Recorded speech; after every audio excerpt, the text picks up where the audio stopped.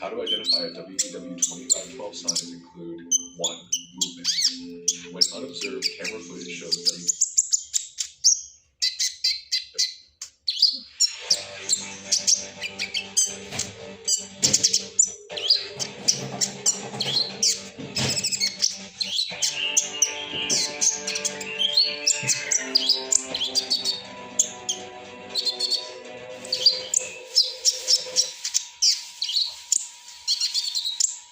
We interrupt this program to deliver an important message from the WDW Foundation. A newly identified entity has been reported in your area.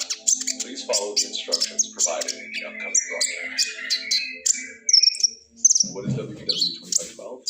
WDW2512 is an entity that disguises itself as Christian, typically between 1.5 to 2.5 meters tall. At first glance, it is nearly indistinguishable from decorative artificial trees.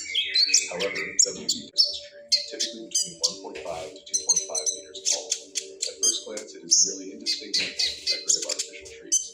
However, WDW2512 displays limited mobility and potentially predatory behavior during low stimulation periods, left alone in the room. The branches are flexible appendages